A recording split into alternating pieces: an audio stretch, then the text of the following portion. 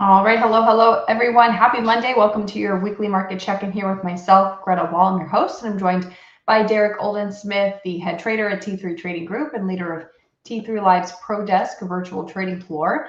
Before we get into any market-related discussions, here's just a quick disclosure of Derrick's current positions as of our recording here today on August 3rd, 2026. Again, Derrick is the head trader at T3 Trading Group. Derrick, looking at your positions here, you have a couple more shorts on than we had last week. The last 2 weeks, the only short you've had is SpaceX. So we'll talk about some of these positions and why you're in them. But title of our stream today being Pro Trader Market Update, because as I mentioned, Derrick is a professional trader, and I just want to get his take on everything that happened in the market last week, and then of course happening this week, because it is another big week of earnings and economic data as well. So first, Derrick, how is your Monday going so far?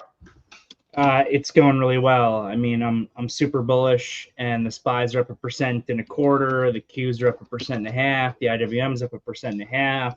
The technicals of this market, the S&P look beautiful. The IWM looks beautiful, and the Qs are really, really rapidly improving. They do still have a little work to do to prove themselves, but the fact that the Qs are already above Friday's high is really bullish. I just want to see a little more participation from the semiconductors. The semiconductor chart, the SOXX, is still a little bit precarious, and that is the most important sector or subsector for the entire market overall. And I think in order for these SPYs to truly give a breakout, we're going to need to get the semis to participate a little bit better.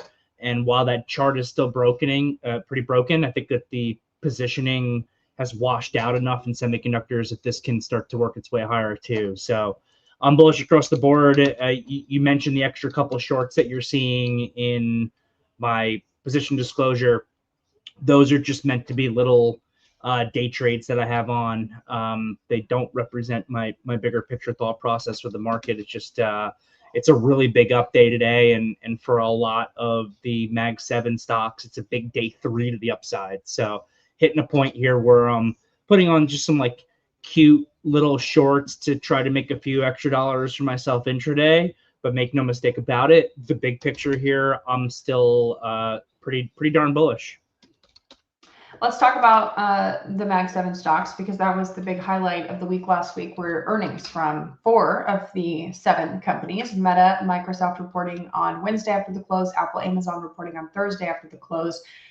So for you, following those reports, what's your big takeaway on the overall reaction to all 4 of those, and then individually, which one stood out to you the most and was the most interesting when it comes to a report and for the future as well? Sure. So the really big question about this earnings report was whether or not we were going to see any damage to the armor of the AI trade. From hyperscalers and from the semiconductor stocks. And so far, the resounding answer is no.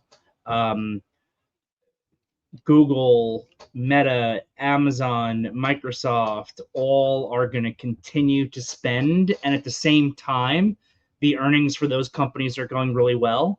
And we're starting to see some revenue come into these companies from their AI CapEx spends. If anything, things are looking even better, because you can make an argument that you're finally beginning to see a reason to justify the AI CapEx spend. So far, everything has been great. I mean, Google got hit down initially, but their report was phenomenal. And now they've bought that thing all the way back up, which I'm not surprised to see. It was really when Amazon and Microsoft stepped in with their story that the market just turned back into full-on bull mode here for the Mag 7.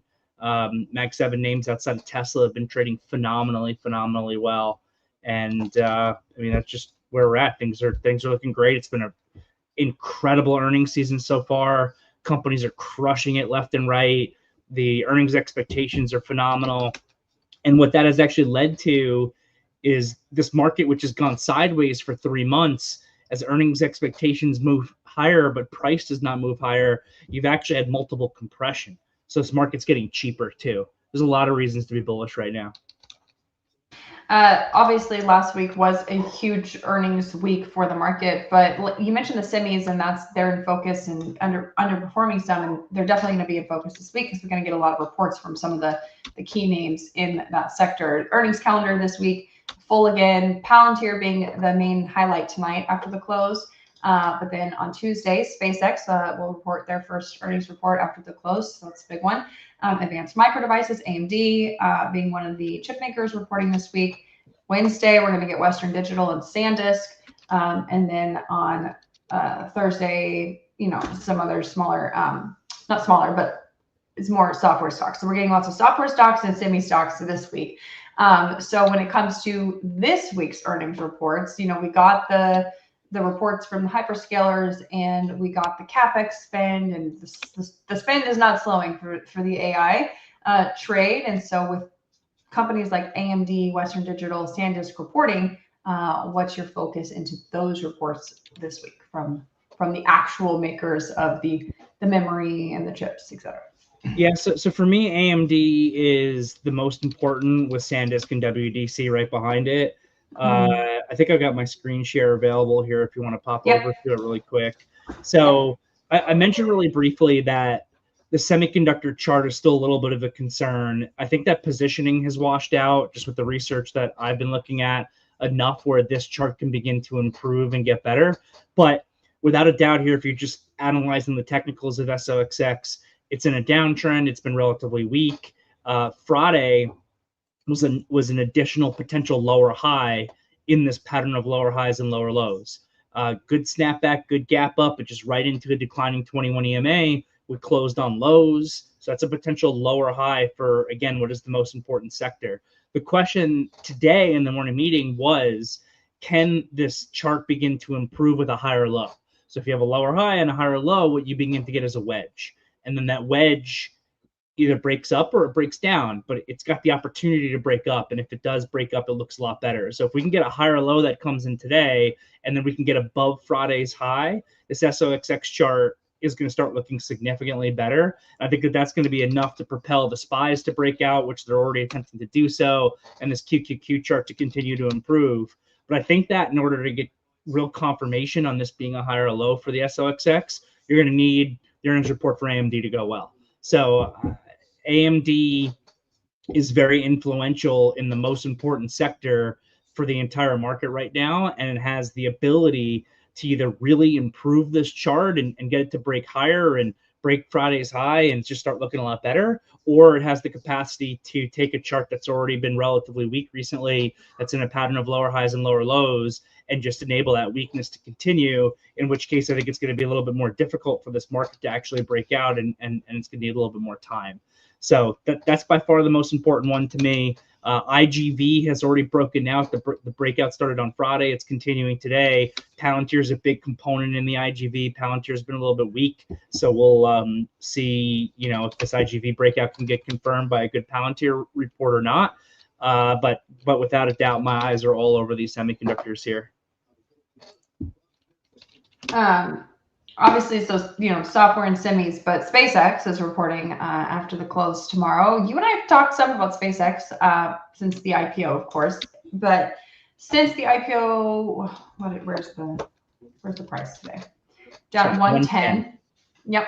And the pricing on the IPO was 135, so we are below the IPO pricing, and the high hit post IPO was what, 225.64. Definitely down from the high. So when it comes to SpaceX first report, and also part of the lockup is also expiring this week. I think it's on Wednesday or Thursday. I think 20% of the lockup. So what about SpaceX this week, and what could happen in this name? SpaceX has been one of the easiest shorts I can remember in just a really, really long time. I mean, this thing was a borderline scam. I mean, they just hyped the hell out of it in order to be able to transfer wealth from Elon Musk basically to retail individuals, and they can't even, the insiders can't even really sell yet, but the insiders are going to start to become unlocked this week, and the float is going to increase at a massive rate. It's going to be pretty interesting, and I've been short the entire way down. My price target's 94. I'm still short. I'm probably going to hold it into the report unless it gets to 94 prior to the report. But It's going to be interesting because on the one hand, I've been using Snap as a comparison. So Snap was a really, really hyped lockup expiration, and I'll try to find it on the chart here. So Snap IPO, it opened up at a really high price. It was super hyped, and I think that the lockup expiration was August 3rd here. If not August 3rd, then it was August 14th at basically this absolute low. And the thing about a lockup expiration is that it increases the tradable flow, and with SpaceX, it's going to increase it to a massive degree. It's going to, I think, like triple the tradable float. That's assuming that insiders actually sell. So it's going to add a lot of potential weight, but everyone knows that it's coming. And it was the same thing here with this Snap. They sold it down massively for the month into the lockup expiration, so that even though the lockup expiration should be really bearish for the stock, I remember giving my morning meeting the morning of Snap's expiration and saying, guys, I think that this is going to be like a sell the rumor, buy the news type of situation. And again, I'm not 100% sure if it was August 3rd or if it was August 14th. Pretty sure it was one of those two trading sessions, but we're coming 14th. In August 14th. Perfect. Mm-hmm. It's the absolute low. That's it couldn't be more perfect of again, sell the rumor, buy the news. Everyone knows that it's coming. Everyone's getting really down on the stock. And then after this thing couldn't catch a bid at all, it caught a huge move that day from 11:25 to a week or so later up at 15:30. SpaceX is going to be interesting because I wouldn't be surprised if SpaceX does something similar. Everyone knows that this lockup expiration is happening. They're not absolutely and utterly destroying the stock into it. I wouldn't be surprised if they actually end up buying it up on the expiration date. With that said, I don't think that we've ever seen a IPO with a lockup schedule as large as this in history. The initial tradable float here has been extremely tiny compared to what it's going to look like a year from now, after I think that they're going to continue to unlock more stock every 2 weeks. It's just going to enable more and more insiders to weigh this thing down. The fundamentals are still absurd here at $110, in my opinion. So it's going to be an interesting one. My level one thinking thinks that this could be a repeat of Snap, where it actually gets bid up off of that. But I just wonder, with the extent of the increase in float, is that going to be possible? And maybe this just turns into a continuation of the failure that's already ongoing. So based on that uncertainty, I'm probably not going to really be doing anything new. I have been short this thing since over $200. My price target's 94. I keep being surprised, actually, that they've made this as easy as it has. I keep expecting a bigger bounce to come in. It will happen, I'm sure, eventually. But I'm not planning on doing anything new around the earnings report or the lockup. I'm just sticking with my $94 target. If we do get a big bounce off of it, I will probably short into that. If we sell off further, I'll cover stock down to 94, which is my target, and then reassess. On the IPO, the IPO valuation was $1.77 trillion for SpaceX, which is bigger than some of the biggest companies in the world that actually have profit. SpaceX at this point still unprofitable. What can SpaceX say in their earnings report to justify that kind of valuation? Or can they? I mean, look, Elon is a magician of hype. He's been that way for a long time. And actually, if you look at how Tesla's been trading, it almost seems like he's finally starting to get his comeuppance. He possibly just spread his cult members out a little bit too far between buying SpaceX and Tesla. And yeah, Tesla used to trade off of the SpaceX hype, right? And Tesla just had a horrible earnings report. Yeah. It was one of the worst of the entire earnings season, and has justifiably been getting smoked here. So I don't know. I mean, Elon is a phenomenal storyteller. So we'll see what he's able to do. But the whole prospectus of SpaceX was the story. So I don't know what new stuff he can say. He can talk about the multi-trillion-dollar market opportunity that SpaceX is supposedly going to be able to capture by having data centers in outer space or something like that. But the fact of the matter is, this company is going to continue to spend a massive amount of money for revenue that can maybe come in 5 to 10 years from now, maybe. And we know that Elon has never had a deadline date that he's ever been able to meet ever, even with Tesla.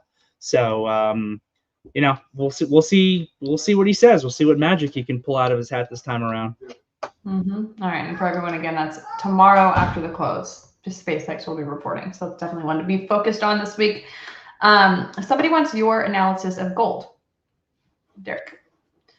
Sure. I haven't been doing a whole lot with gold here. Gold is still moving kind of with risk assets. So in other words, what you're typically seeing is on days where the market is higher, gold and silver are higher, and days where the market is lower, gold and silver are lower, but yet it's been relatively weak to the market throughout that.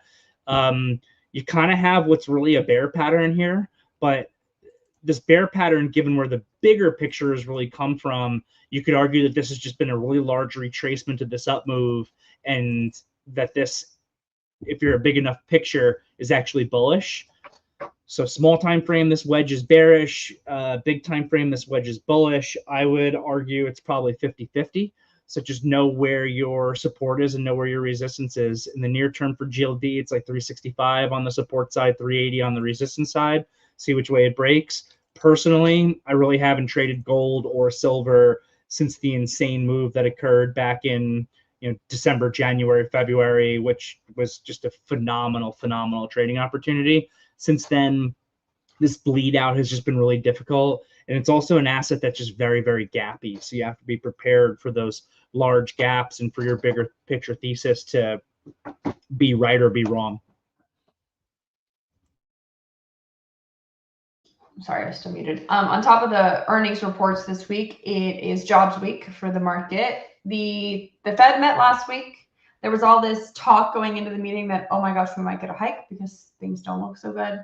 Did not get a hike. 93 rates unchanged. New inflation data on Friday showed the PCE price index falling on a month-over-month basis. That's the Fed's preferred inflation gauge. So now we look up the jobs market, the labor market, which is the other side of the Fed's mandate. Last year it had switched. Inflation was going fine, so they were really focused on the labor market. Now inflation kind of a problem again, and so the labor market, I think, less of an issue because it definitely maintained health at this point. So when it comes to Friday's jobs report, is it kind of a non-event for the market this week unless there's some huge surprise when it comes to the number? Yeah, I think so. If we see that the jobs number were to really deteriorate worse than expectations for some reason, then all of a sudden it could matter a little bit. But what matters right now to the market and to the Fed is the inflation side of the mandate. The economy is humming along really well. The jobs market is doing really well, but inflation is way too high. I would argue that there's some things that the federal government that could do that could give us some inflation relief, but that doesn't seem to be occurring. We could get rid of tariffs. We could end this war that we're in. But until then, inflation is just too high, which really left a lot of people kind of scratching their head on why we didn't get a rate hike last week from Warsh. And I honestly thought it was a pretty bad initial press conference for Warsh. I mean, we've got a new Fed president here, and he just really struggled. In my opinion, I watched it live. He really struggled with the questions that were coming from the press. He just couldn't answer them. He was like, it basically, if interest rates are moving higher on their own and inflation is way too high, and you're saying we're going to get inflation down, how are you going to get inflation down if you're not actually taking action to get inflation down? So everyone's scratching their head on kind of why there was no hike. I think that doing a hike would have been the right thing. But I also said from the beginning that there wasn't going to be a hike, and I put a lot of money on it. It was the biggest Kalshi bet that I've ever done, that there was going to be no change on interest rates. And that's just because, unfortunately, this is the first Fed president in my career, maybe the first president ever, that is so clearly compromised and not independent based on the actions of the president of the United States. So it's just a real shame that we've kind of hit this point and that Warsh has lost so much credibility and that he to get into. I like the market as a whole. So I'll start with that. If you look at the chart of the SPYs here, 3-month consolidation. That 3-month consolidation is a negative for the IWM. But if TLT can stabilize, I would argue that the IWM has held in better than you would have expected, given the amount of selling in the TLT, given how much interest rates